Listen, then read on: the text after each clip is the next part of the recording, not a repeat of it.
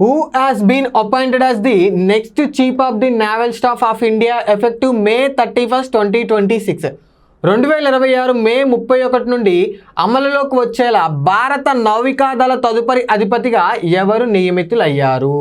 ఒకసారి ఇంకా ఆప్షన్ చూసినట్టయితే admiral Dinesh K Tripathi, vice admiral Krishna Swaminathan, general Anil Chauhan, vice admiral Sanjay Jaisingh. So నావికాదళ తదుపరి అధిపతిగా ఎవరు అపాయింట్ అయ్యారు అంటే ఆప్షన్ 2లో ఉన్నటువంటి వైస్ అడ్మిరల్ కృష్ణ స్వామినాథన్. ఈయన ఎవరి స్థానంలో అపాయింట్ అయ్యారు అంటే ఆప్షన్ 1లో ఉన్నటువంటి admiral Dinesh K Tripathi.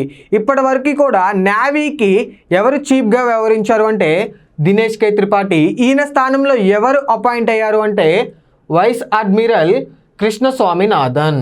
So మరి ఆప్షన్ 3 కనుక ఒకసారి మనం పరిశీలించినట్టయితే జనరల్ అనిల్ చౌహాన్. ఎవరి జనరల్ అనిల్ చౌహాన్ అంటే ఈయన చీఫ్ ఆఫ్ డిఫెన్స్ స్టాఫ్గా పనిచేస్తూ ఉన్నారు. ఈయన టర్మ్ కూడా అయిపోయింది. ఈయన ప్లేస్లో ఎవరిని అపాయింట్ చేశారు అంటే ఎవరైతే లెఫ్టినెంట్ జనరల్ ఎన్ఎస్ రాజసుబ్రహ్మణ్యన్ ఉంటారో ఆయన్ని తదుపరి చీఫ్ ఆఫ్ డిఫెన్స్ స్టాఫ్గా అపాయింట్ చేయడం జరిగింది. మరి ఈ సిడిఎస్ని ఎప్పుడు ఎస్టాబ్లిష్ చేశారు అంటే సిడిఎస్ని 2019లో ఎస్టాబ్లిష్ చేయడం జరిగింది. మరి ఫస్ట్ సిడిఎస్గా ఎవరు వ్యవహరించారు అంటే బిపిన్ రావత్. ఆయన తర్వాతకి అనిల్ చౌహాన్. ఇప్పుడు అనిల్ చౌహాన్ తర్వాతకి ఎవరు అపాయింట్ అయ్యారంటే సిడిఎస్గా లెఫ్టినెంట్ జనరల్ ఎన్ఎస్ రాజసుబ్రహ్మణ్యన్.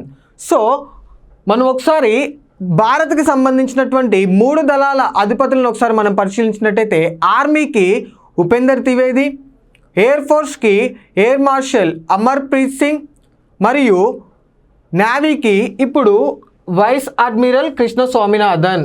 దాంతోపాటుగా సిడిఎస్గా ఎవరు అపాయింట్ అయ్యారు అంటే lieutenant general NS Rajasubramanian. So ఈ యొక్క క్వశ్చన్కి correct answer vice admiral Krishna Swaminathan. Thank you.